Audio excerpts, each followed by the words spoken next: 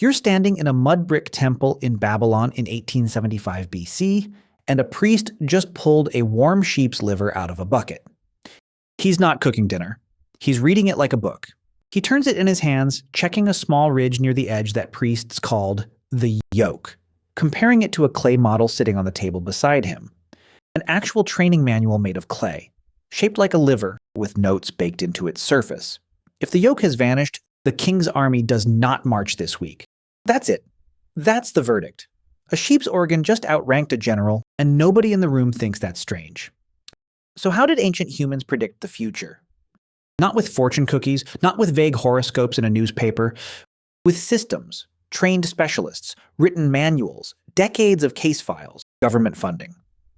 Kings paid full-time staff to read cracked bones, sheep guts, and the flight paths of birds, and then made real decisions based on the answers. Go to war, delay the harvest, marry the prince, cancel the trip. Entire empires ran military logistics through a sheep's liver and a priest's handwritten notes, with real soldiers and real supply lines waiting on the verdict. It sounds absurd until you realize something a little uncomfortable. Modern people still check horoscope apps before a first date, still knock on wood, still avoid black cats crossing the road, still feel a small superstitious flinch on Friday the 13th. So, which side is really the primitive one? The empire with a state astrologer, or the app on your phone? And more importantly, did any of this ancient guesswork actually work, or was it quietly pointing at something real underneath the ritual the whole time? Here's the thing nobody tells you. It's not one thing. It's never one thing. Ancient prediction wasn't a single superstition copied across the world. It was 6 or 7 completely different toolkits invented independently on different continents by people who never met and never compared notes. Bones, livers, birds, stars, stalks, vapors. Each one had its own logic, its own training manual, its own body count writing on the answer.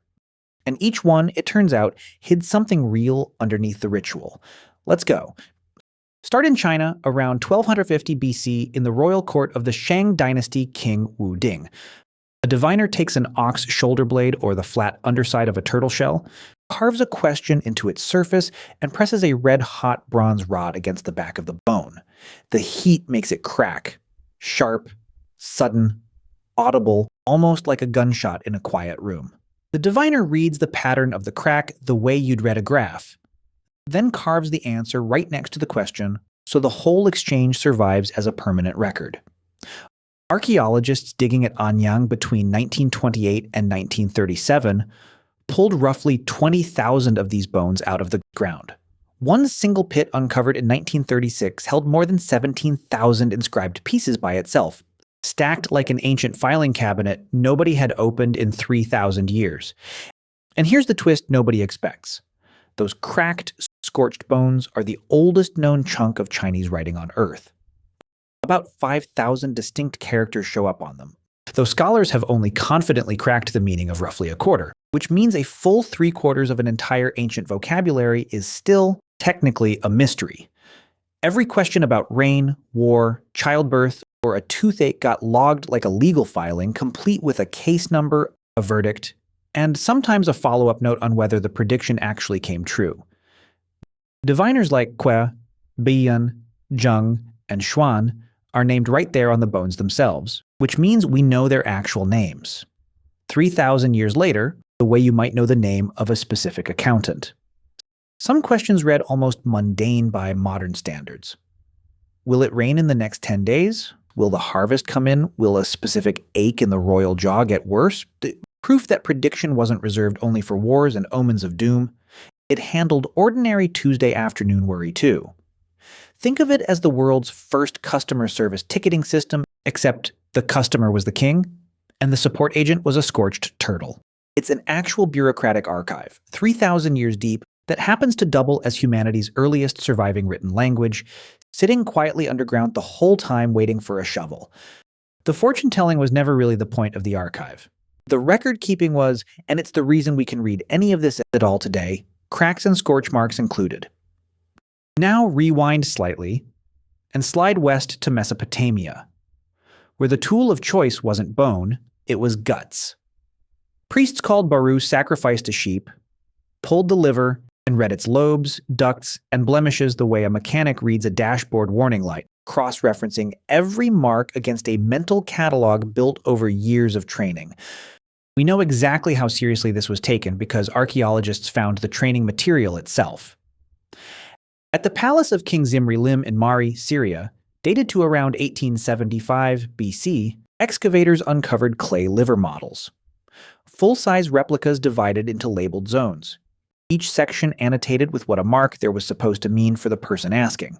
The British Museum and the Science Museum Group both hold copies of these models today, some used to instruct students in Babylonian temple schools around 2000 BC, meaning you can walk into a museum in London right now and stand in front of the exact kind of object a nervous trainee once studied the night before a real reading.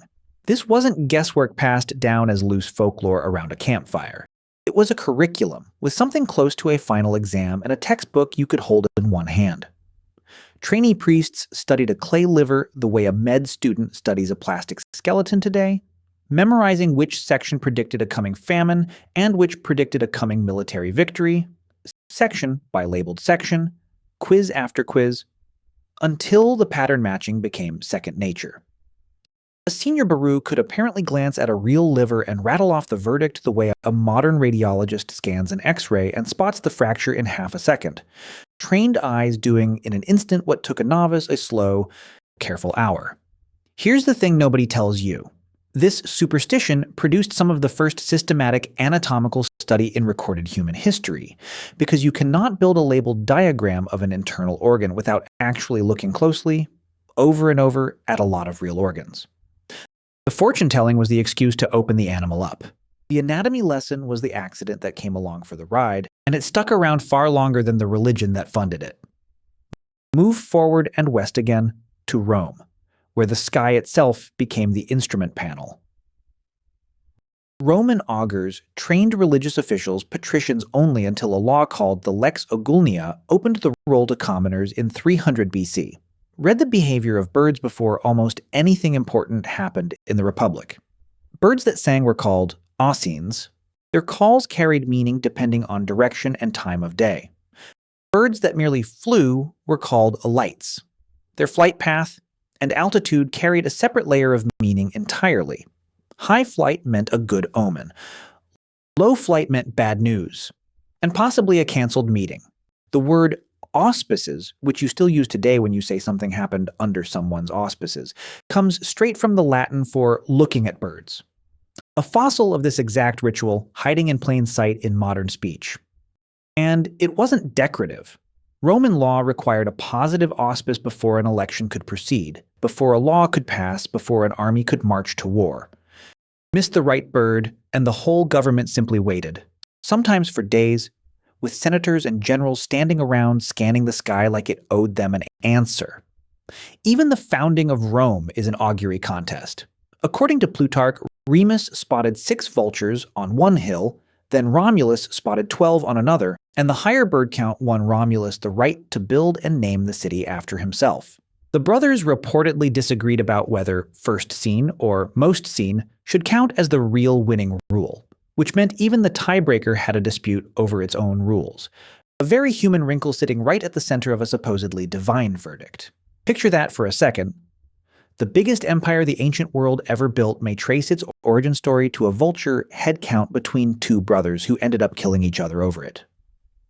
Most modern city naming committees settle disputes with a lot less drama than that, and considerably fewer vultures circling overhead while everyone waits for a verdict. Chapter 4 takes you back to Babylon, but this time the priests looked up instead of down. Over centuries, Babylonian scholars compiled a massive omen catalog called Enuma, Anu, Enlil. 68 to 70 tablets holding somewhere between 6,500 and 7,000 individual omens, linking eclipses, planetary movements, halos around the moon, and sudden storms to specific events in the king's fortunes. Prototype versions existed by around 1950 BC.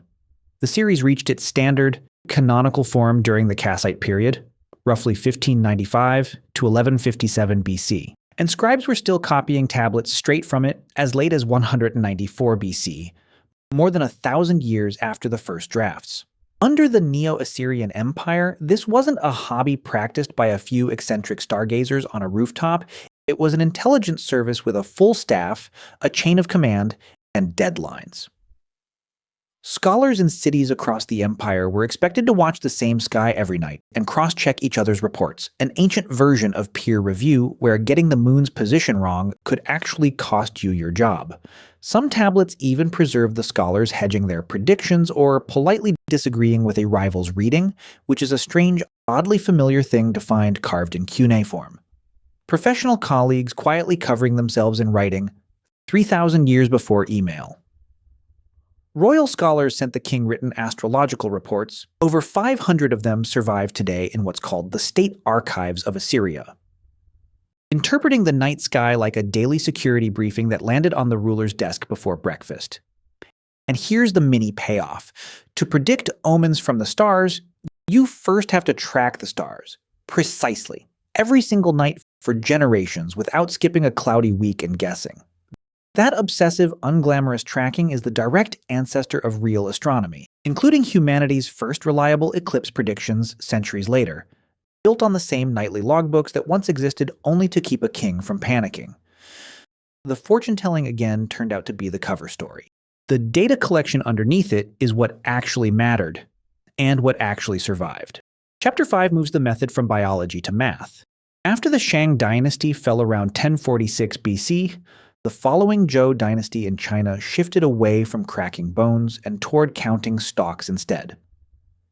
50 dried yarrow stalks were split, divided, and recounted through several repeated rounds until the process generated one of 64 possible 6-line patterns called hexagrams, each tied to a written judgment in a text called the I Ching, the Book of Changes, still read today for entirely different reasons. Trace the same underlying instinct across other cultures, and you find casting lots, tossing knuckle bones, drawing marked sticks from a jar, a broad practice called kleromancy that shows up independently from ancient Mesopotamia through Greece, Rome, and later Norse rune casting. Cultures with no contact and no shared source, no trade route connecting them, and no possible way to have copied the idea from one another. That independent repetition is itself a kind of evidence. When wildly separate societies keep landing on the same basic move, introduce a source of randomness nobody controls, then read meaning into the result. It suggests the move is scratching a genuinely universal itch, not just spreading as a fad. Different materials, wildly different continents, same core idea. Take the decision out of any one person's hands and hand it to a process nobody in the room can secretly rig in their own favor. Mathematically, a 50-stalk yarrow count and a modern random number generator are doing something structurally similar, whether the people counting stalks realized it or not. Both convert a physical, hard-to-control process into a final output that nobody in the room could predict in advance, which is precisely the point of consulting either one. The ancient version just took longer, required 50 sticks and a quiet room instead of a microchip, and came with several thousand years of accumulated poetry attached to every possible answer, which is more than you get from a spreadsheet formula. People still consult the I Ching today, thousands of years after the Zhou scribes first wrote down its judgments, which makes it possibly the longest continuously used decision-making manual on the planet, quietly outliving the empires that first compiled it. Save the best for last, and travel to Delphi, Greece, home of the most famous fortune teller in the ancient Mediterranean world, the Pythia, priestess of Apollo. For roughly 1,000 years, kings, generals, and entire city-states sailed across the sea to her temple, asked a single question, and received a trance-induced, often riddling answer that priests then translated into formal verse. For a long stretch, modern scholars assumed it was pure theater. A woman faking a trance while priests supplied vague, flattering non-answers designed to sound right no matter what actually happened afterward. Then, in August 2001, geologist Jella de Boer of Wesleyan University and archaeologist John Hale of the University of Louisville published a 4-year study in the journal Geology. And the story got a lot stranger. They mapped 2 intersecting geological faults running directly under the temple's foundation, a detail ancient visitors could never have seen, buried under centuries of rebuilt stone. and they tested the spring water bubbling up nearby. It contained ethane, methane, and ethylene gas, all three seeping up from the cracked bedrock. Ethylene in low doses was actually used as a surgical anesthetic in the 20th century, and it produces a light, sweet-smelling euphoric trance, which matches almost word for word the description left by the Greek writer Plutarch, who had personally served as a priest at Delphi and wrote about a sweet vapor rising from a crack in the rock beneath the shrine.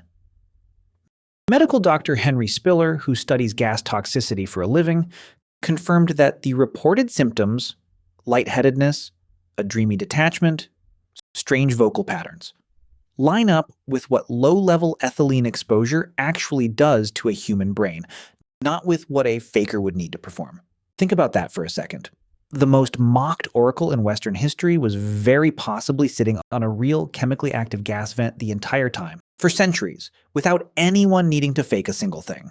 The legend wasn't only superstition dressed up in myth, it might have been the ancient world's most famous accidental gas leak, one that priests, kings, and the Pythia herself all sincerely mistook for the literal voice of a god speaking up through solid rock.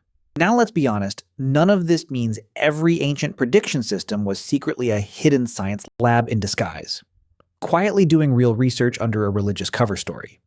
Plenty of it really was theater, and some of it really was outright fraud, dressed up in incense and ceremony.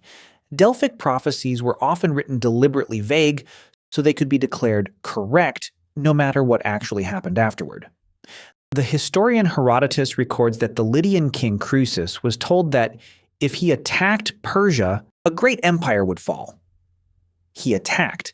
An empire did fall. It was his own, and the oracle was technically infuriatingly correct the entire time.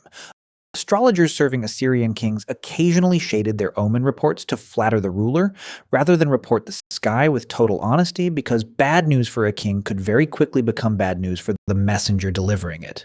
So it's not that these were secretly rigorous sciences pretending to be religion the whole time. And it's also not that they were nothing but empty nonsense. It's messier than either clean story. Genuine belief, occasional real physical mechanisms, and plain human manipulation all sat side by side in the same temple, sometimes in the very same afternoon, sometimes from the very same priest. There's one last thing I saved for the end, and it's the wildest part of the whole story. In 1957, an anthropologist named Omar Khayyam Moore studied the Naskapi people of northeastern Canada, who used scapulomancy, heating a caribou's shoulder blade over a fire and reading the resulting cracks to decide which direction to hunt that day. Moore's argument, the cracks are genuinely unpredictable, which means the hunters physically can't secretly favor their usual comfortable route back to the same easy valley. And a hunter who can't fall into a predictable pattern is a hunter that wary prey animals can't quietly learn to avoid. And a hunting ground that doesn't get stripped bare from the same few paths getting walked over and over again. In other words, the irrational superstition may have been functioning as an actual randomization algorithm, centuries before anyone on Earth had a word for it or a machine to do it faster. Modern game theory backs the underlying logic, even though Moore's specific caribou behavior details have since been debated by later researchers. In a genuinely unpredictable environment, a truly random strategy can outperform a fixed smart plan, purely because it can't be anticipated, gamed, or learned around by anyone or anything watching. Here's your quotable line. Sometimes the smartest decision is the one that nobody, including you, ever saw coming. Prediction, it turns out, wasn't only ever about knowing the future in advance. Sometimes it was a clever, accidental way of making sure the future couldn't be gamed by habit, by bias, or by an animal that had quietly learned your routine better than you had. So picture yourself back at that Babylonian temple, or on that hillside above Anyang, or in that gas-scented cave at Delphi, or standing beside a Naskapi hunter warming a caribou bone over the coals. You're not just watching a con being run on frightened, gullible people. You're watching the earliest version of something you still do constantly, almost every single week of your life. Gathering scraps of incomplete information, refusing to just guess out loud at random, and building a system, however strange or smoke-filled or superstitious it looks from 3,000 years away, to make a hard decision feel a little less like free fall. A weather app, a stock forecast, a doctor's diagnosis, a gut feeling you trust before a big decision.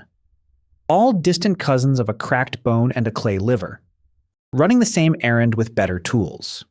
Every clay model, every cracked bone, every labeled liver was really the exact same request, whispered in 100 different languages across 100 different centuries.